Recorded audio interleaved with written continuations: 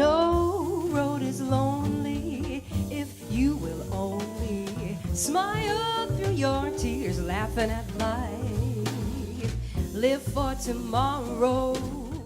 Hey everybody, it's Mike Jeffers, Chicago Jazz Magazine, ChicagoJazz.com, and welcome to the feature interview. It is a pleasure. We've got Alyssa Allgood here for this month's feature interview, who has been touring the world, literally touring the world, so we're going to talk all about that. She has a whole ton of stuff coming up, plus she has shows coming up, including one very special show coming up in May at the Studebaker Theater with the Chicago Jazz Orchestra and John Faddis, which is going to be incredible. But you also came back into town from touring. I think you were in Shanghai. I was. And now you have a brand new teaching gig, which we should talk about right off the top of the show, since this is kind of our summer jazz camp educational issue for March. And so you are at the Chicago Academy for the Arts, and your official title is Jazz Vocal Instructor. It's kind of right up your alley, right? It is, absolutely. So how did this come about? I mean, that's an incredible school. Absolutely. I'm very honored to be there, and it's certainly exciting to get to come back from this really life-changing experience of getting to go abroad for a few weeks and be performing, and then come back and start a position which is teaching exactly what I do every day. So that's very, really exciting. So I had heard about the position. I actually did a little bit of work with the school and some other like Saturday programs and doing some subbing as well. I knew that they had an opening, so I'd applied for it. Kind of one of those things where you're not really sure how you're going to make it work if you get it, but it's just the most perfect position. So I just wanted to at least kind of go for it. And I interviewed for the position actually while I was abroad, and then came back and started right away. And I'm really, really excited to be there. Still kind of getting my bearings. I've only been there for a few weeks, but what I'm doing there is teaching private lessons to all of the voice students. So the students have to take both a classical and a jazz voice lesson, which I think is really, really smart of the school to do that, because it's allowing them to become very versatile in what they're learning and develop different skill sets and different styles. I think, to make them very kind of above other students, learning different things. And I'm also twice a week teaching a jazz vocal workshop, which in the past has been kind of run as like a studio class, but I'm using it as an opportunity to teach the students about improvisation, expose them to different singers. We're doing a lot of listening and analyzing recordings. Our first class, we learned All of Me, one of the great standards, and we listened to 3 different versions. We listened to Sarah Vaughan, Dinah Washington, and Billie Holiday, which are 3 of my favorite singers, also very different singers. So kind of talking with the students about what different things were they hearing stylistically and tone and phrasing, and why does that matter. And it was really, really exciting to see their kind of eyes light up. So I'm very, very, very excited to be there teaching them as much as I can now that I'm there. Yeah. Well, so let's back up a little bit, because I think you said something interesting, and I'm curious if this is how you learned how to become a vocalist, classical and jazz. Did you learn that way? Did you learn the classical side? You probably learned classical first, right? Is that like choral, or is that classical, like operatic? So I was involved with like the traditional choral program like all throughout like junior high and high school. So you're certainly getting kind of more like classical voice techniques. And then when I was did my undergrad, I was on a voice scholarship, so I also had to take classical lessons. So I studied classical lessons all 4 years of my undergrad and did a junior recital and all those things. So is that explain to me, because I'm just a drummer with a TV show here, so I need some help here. Sure. So like classical wise, I mean, when you're in, I think about it like the school choir, right? So you're in 8th grade, so that's considered classical, or is that choral, or is that classical? Because classical to me is like operatic. Yeah, right? I would agree with that. Like classical, I would more kind of consider that like operas and arias and things like that, which you can maybe have some of that repertoire in a choral setting, but the choral is more, I would say, just like traditional kind of vocal technique, where maybe it's not quite as nuanced as like an opera, but it's still more dealing with, breath control and vowels and all those things, which of course you use in jazz, but it's a different kind of sound. And you're also developing your ear, right? Because you're learning how to sing in harmony with your section. See, I knew something about all this stuff. So that's what that is. Right. But then when you get into college, then you probably really expanded, and that's more like technical wise.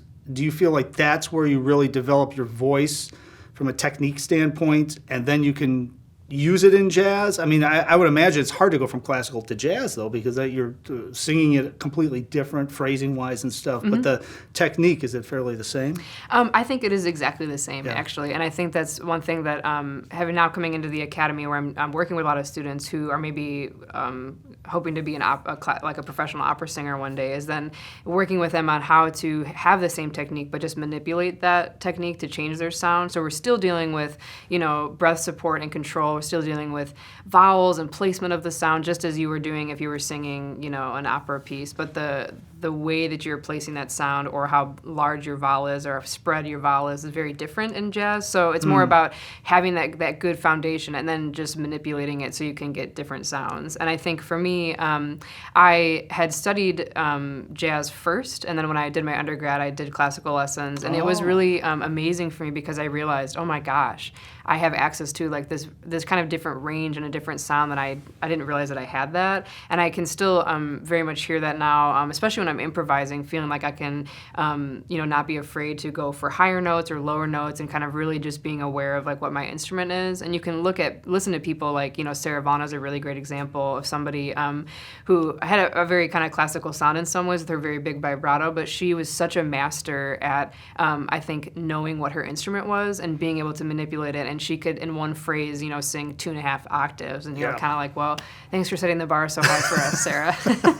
So I think it's definitely important to have that foundation, but I really am kind of approaching it that the technique is really the same across any genre. Yeah. And then it's just kind of how you, again, manipulate it and are focusing and trying to direct that sound. Well, it's interesting because you kind of went jazz and then classical, which actually, when you really think about it, it's probably easier because I know there's a lot of classical vocalists that just it's like they cannot get the phrasing happening because they have done the classical thing for so long. It's just so difficult. But you actually started jazz, so you had phrasing, or at least you were the beginnings of the phrasing, not the phrasing you have now, obviously, but the phrasing, and then you went into the technical aspect. Now, when you're teaching students, how do you approach that?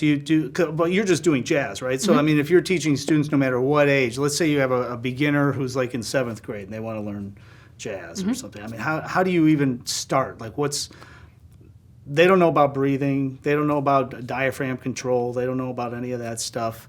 You obviously have to focus a little bit on that. Yeah, absolutely. So, I mean, I think that the beginning of my lesson still is very like traditional, and then I'm still working with the students about breathing. And a lot of times if you're working with younger singers, you were mentioning like 7th grade, they might their voices maybe not have like changed yet, so they're maybe dealing with kind of breaks in their register and things like that. So kind of dealing with that technical thing first in like a warm-up setting, and then going into the repertoire where you're certainly going to be exploring different parts of your range, and you're going to have to be singing 2 or 4 bar phrases, so you're going to have to learn how to breathe and sustain that sound. So it's all, again, what I'm saying, it's the same technique. I think it's really important for that. And then in terms of repertoire, it's like finding material that I think is appropriate for that age. So something like, like a Bye Bye Blackbird, I think is a really great start, or All of Me. And then kind of dealing with what I've sort of created is, here's the original melody. I created the lead sheet just very kind of straight that we would find like in the real book.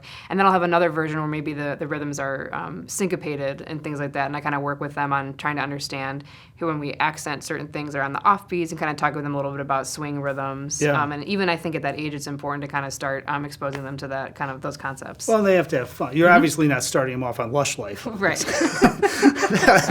That'd be like just analyzing the lyrics would be a problem with that absolutely. one. So, well, no, that's interesting though, because they probably catch on really quickly. Now, you coming up, when did you start vocalizing? I know we talked a little bit when you were talking about the education standpoint, but I mean, was there jazz? Was there music around in the house when you were growing up? I mean, how did you want to sing instead of taking up another instrument?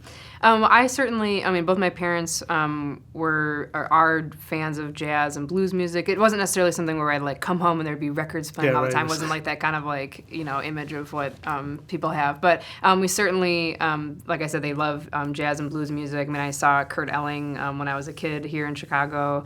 And I really have been singing since I was a young kid. I think I had my first solo when I was in second grade with the big fifth graders. Oh, yeah? So it's kind of like Whoa. destined for stardom right there in that moment. You know, I sang the song.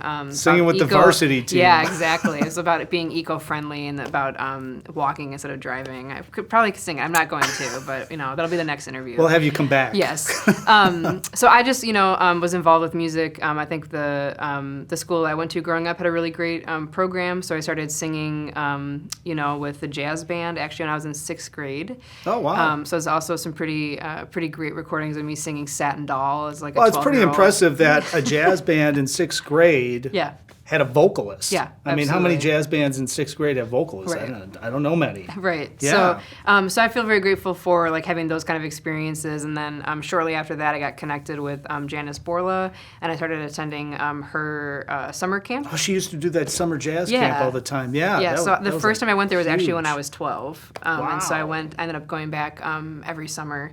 And so those kind of experiences, and I sang in musicals. I did jazz choir and plays and all kinds of stuff, and just really trying to get as many kinds of experiences as I could. So are you learning tunes then? I mean, once you get to Janice's camp, Mm-hmm. I'm sure there's like an emphasis on learning tunes, how to do that. But like leading into that, before you even got into that, were you like learning tunes? I mean, like.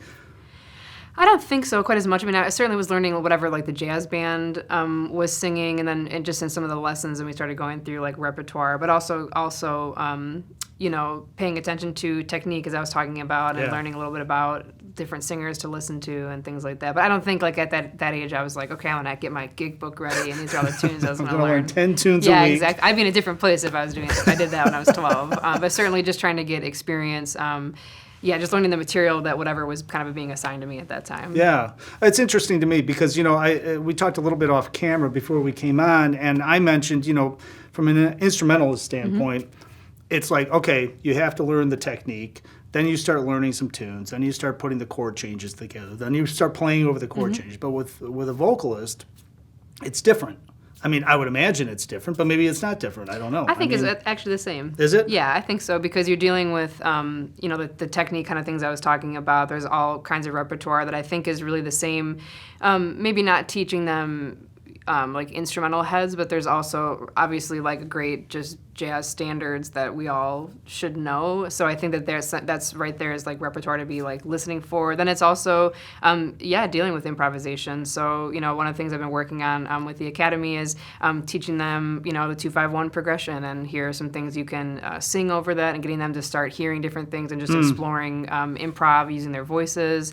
We started listening to Sarah Vaughan's Sassy's Blues, which is this really brilliant recording. She takes, I'm not even sure how many choruses on the blues, but each one is just the most perfect example of some concept, whether it could be like repetition or use of space, or here's a long tone where she literally sings for the entire 12 bars for one of the passes through the chorus. So Wow. Yeah. my goal is to teach them a little bit of that, so we at least learn like the head of that and talking about like what the form is. So I certainly think that the way that you teach a singer, at least the kind of general things you were mentioning, technique, repertoire, and improv, it's all the same. Yeah. So, all right. So you end up going to Janice's camp. I'm assuming that's how you met her, because you went to North Central, where she teaches.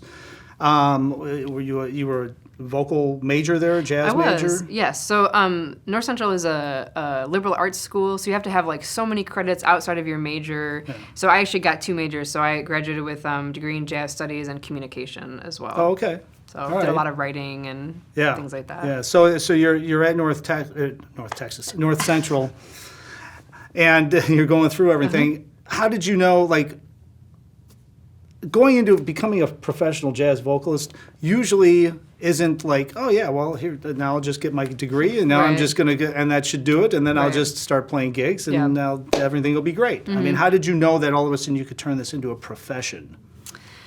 I think it, when I graduated, I'm not sure that I really like went to that school and then came out thinking like, okay, I'm going to go do this, this, this, and this, and this is going to be my path through that. And I'm still kind of working on what I want that to be, but it's really just sort of like, graduating and then moving closer to the city and going out and meeting people. And I think that is something really wonderful about Chicago, is that it really is a great community of people here. And I felt very welcomed when I came on the scene, and that I could go and either like sit in with people or just go hang at people's gigs and ask them questions, and then kind of starting to figure out how to book gigs and just kind of I think people are really open to answering questions and things like that. So I just felt like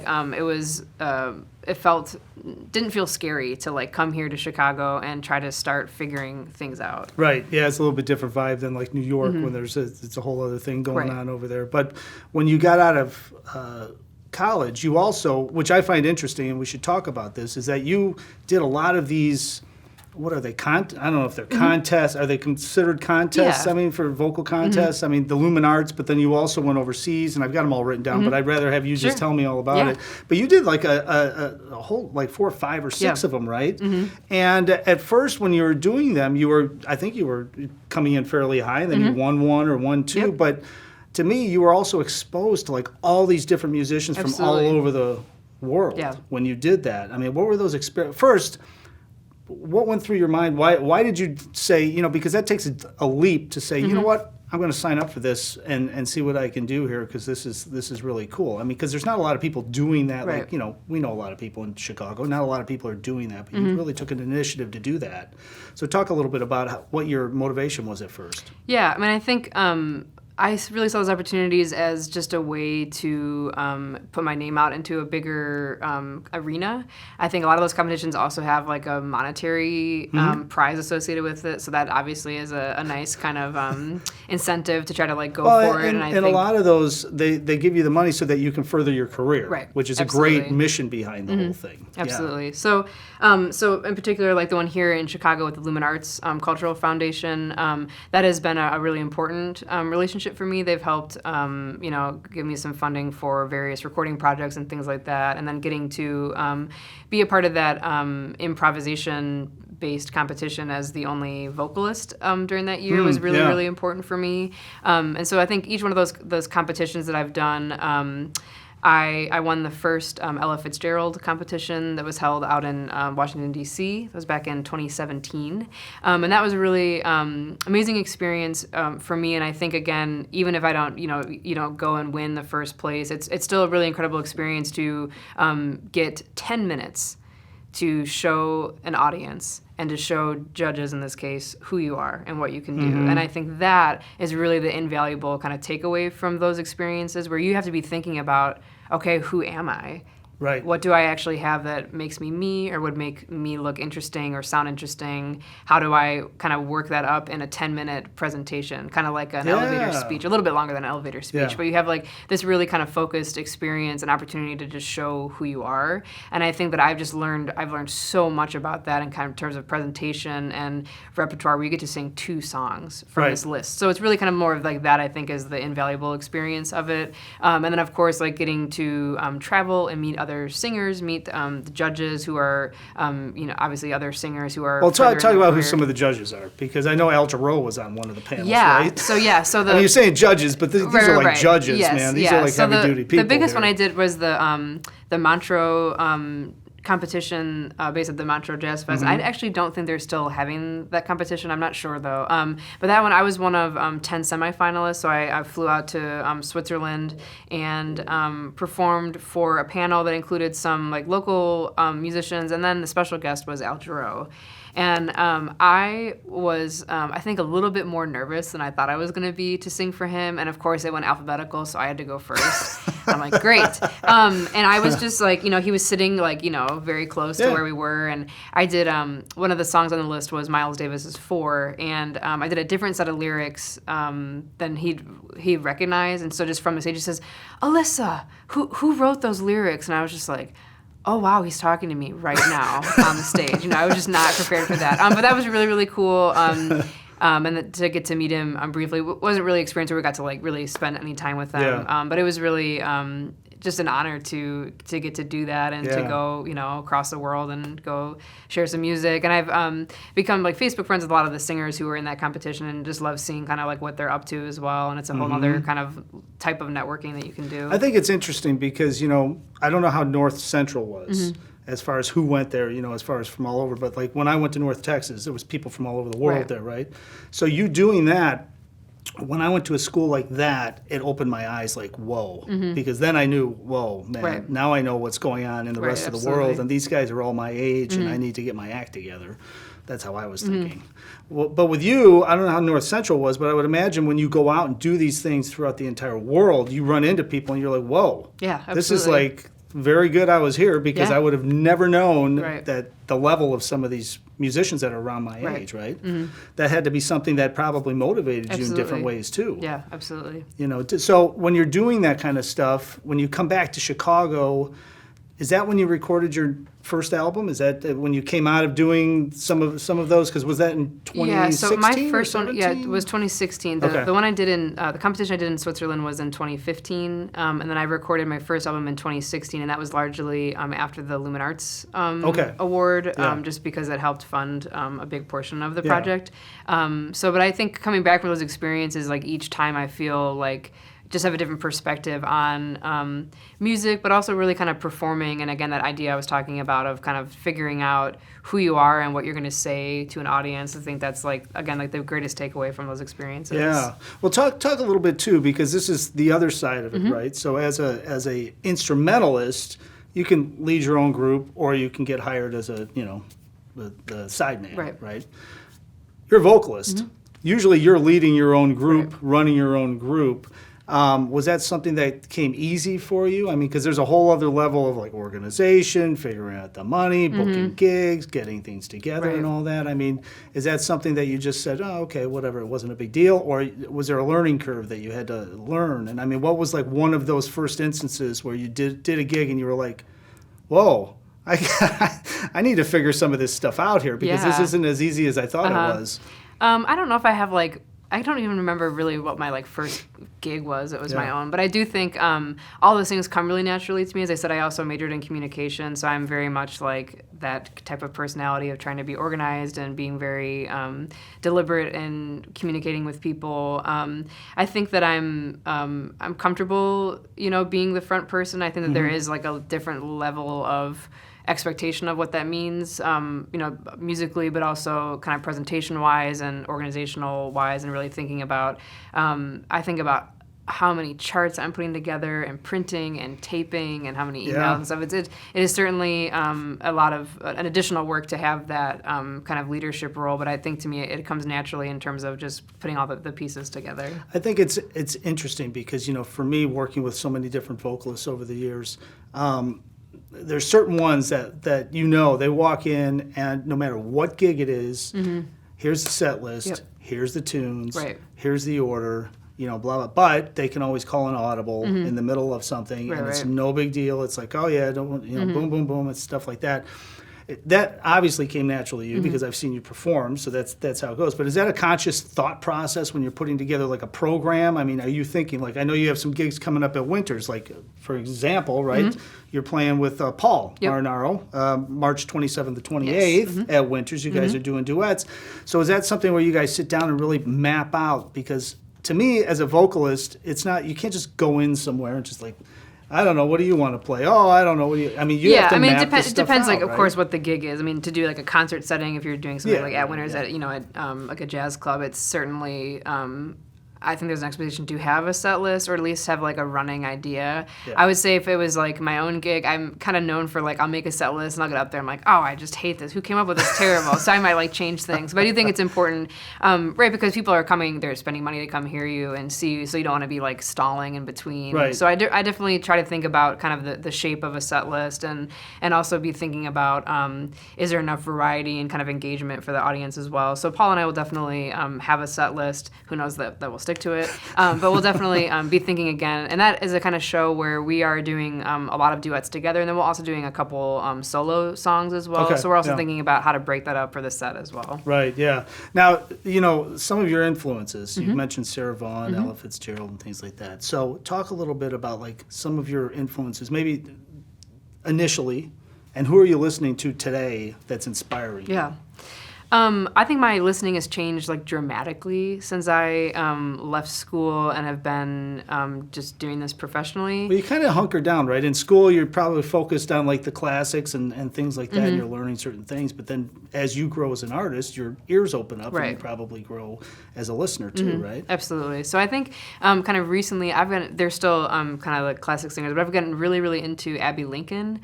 I would say she's like definitely one of my favorite singers. Yeah. I love her phrasing and her like nuance of what she can do with her voice. I also love her original music and lyrics, which is something that I'm getting into as well.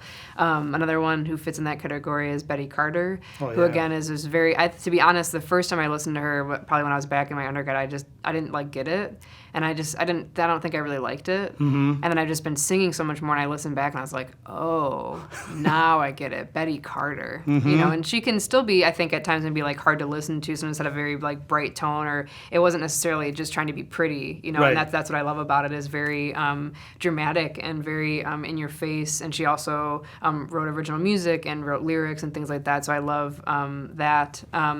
Singers who are out now, I mean, there's so many great singers in different kind of styles. Think of somebody like Cecile McLaurin-Salvant, who is, again, somebody I've kind of listened to on and off in different ways and kind of trying to get different things. I think she can also be somebody who explores really dramatic sounds and things like that. So kind of at first it can be something where you're not quite sure, and then maybe after another listener to it, it's like, oh yeah, I get the kind of artistry of that.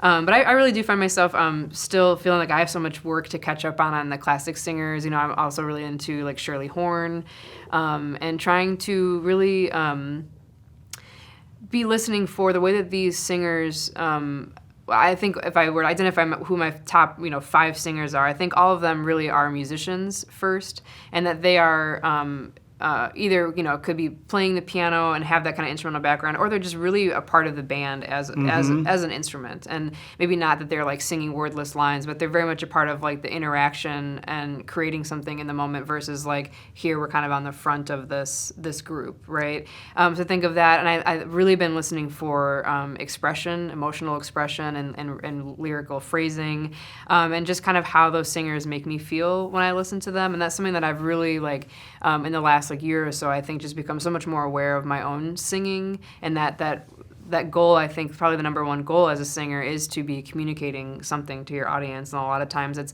doesn't have to be a ballad, but you're singing something that has emotion and that has lyrics. And I always tell my students, like, we have this really, really beautiful thing that we get to sing lyrics, and no other instrument can do that. Right. But what that means is that there's a greater expectation that we better know what we're singing about, and we better be able to communicate that story. So I've just spent so much time really going back and listening to these singers, and trying to absorb so much from the way that they're phrasing, the way that they're interacting with their band, and again the way that they make me feel, and then trying to kind of wrap that all into my own voice with that. Yeah, well, I remember Frank Sinatra said of any instrumentalist, they need to know the lyrics, because how can you play a tune if you don't know what it's about? Right.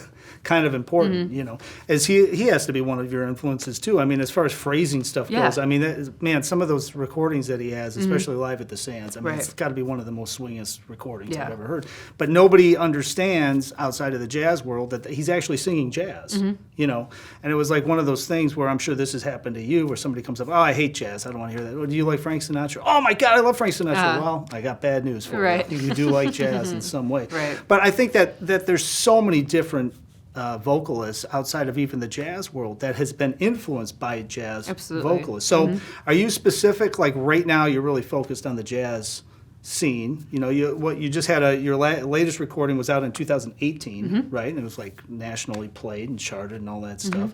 Do you have something else in the hopper that's coming up soon? Oh, yeah. I'm glad I asked. Yeah.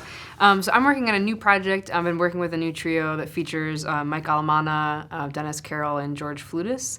And that's really interesting for me. And my last 2 projects are with an organ group. So it's a very, very different sound to have that kind of more intimate instrumentation. Yeah, guitar without the organ. That's like... Yeah, so I'm very excited. There's several original compositions that Dennis has created with some original lyrics of mine. And so I'm excited to add that to my kind of repertoire. Yeah. And then a lot of the other tunes we're exploring they're really not like Great American Songbook standards, but more songs that fit this kind of theme. And this project for me is really a reflection on what I would say like my last year, and a big moment of kind of personal growth and discovery and going through different changes and kind of transitional moments in my life. So the songs are very much about that.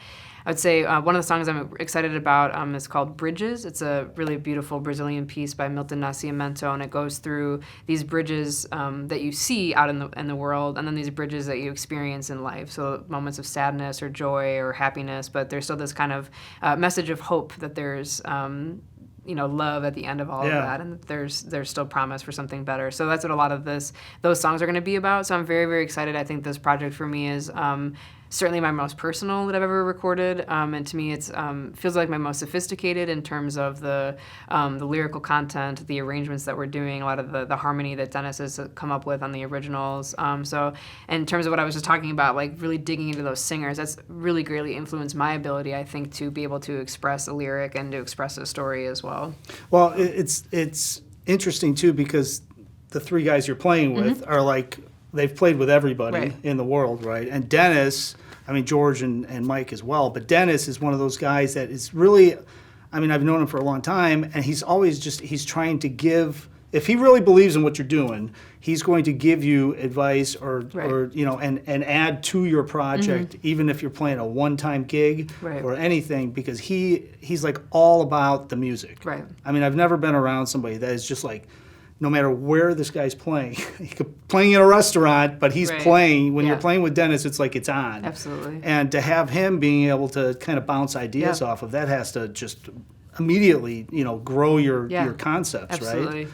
I mean, so that's incredible. So when is this getting recorded and put out? I'm hoping that we're going to be recording it this spring, if I can find time between all the teaching and all the stuff that I'm doing. So I've been looking at studios and kind of trying to make some decisions and kind of get it scheduled. I'm hoping for like March or April to record it. Yeah. So. Oh, that's exciting. Yeah, and we just did a weekend at the Showcase, which is really a nice opportunity. I love playing that room, and it's also a great opportunity to just play that material again and again and really kind of workshop some things. So it's been that was really great timing, and I'm excited to build off of that as well. So before we wrap anything up, you got back from Shanghai. Yes. So let's talk about this, because you said at the beginning that it was kind of like an earth-changing, life-changing situation. So what gig was it, and how did you end up over there? Who were you playing with, and how did it go down? So I was playing at the Jazz at Lincoln Center Club in Shanghai, and I was there with Richard Johnson's quintet. So it was Richard's gig. He was playing piano. We had Greg Archery on drums,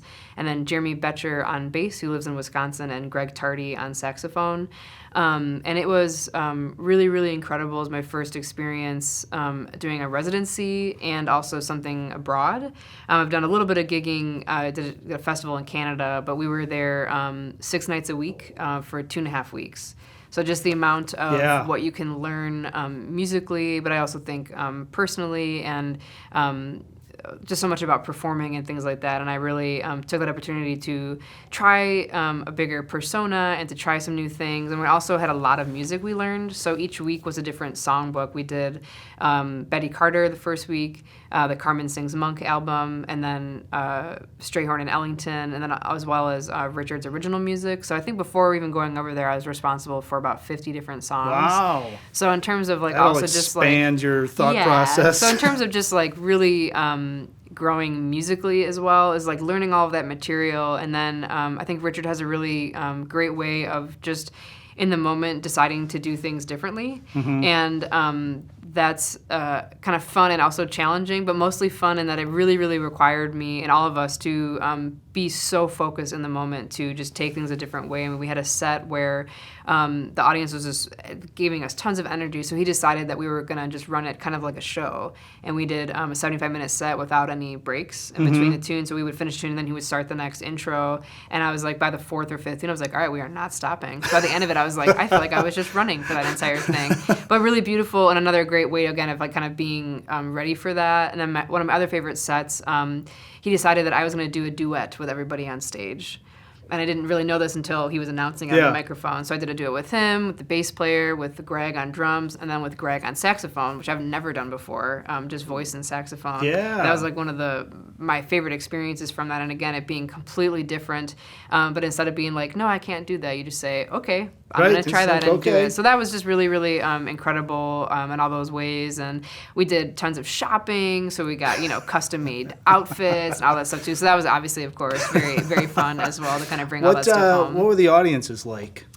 They were great, Are they like sold out there? I mean, on those nights? Oh, we had several nights that was very, very full, and the audiences loved it. I think maybe some of them may be like new to jazz, but people just absolutely loved it. We had one night where people were like screaming after my scat solo. I'm like, this is like the best gig ever.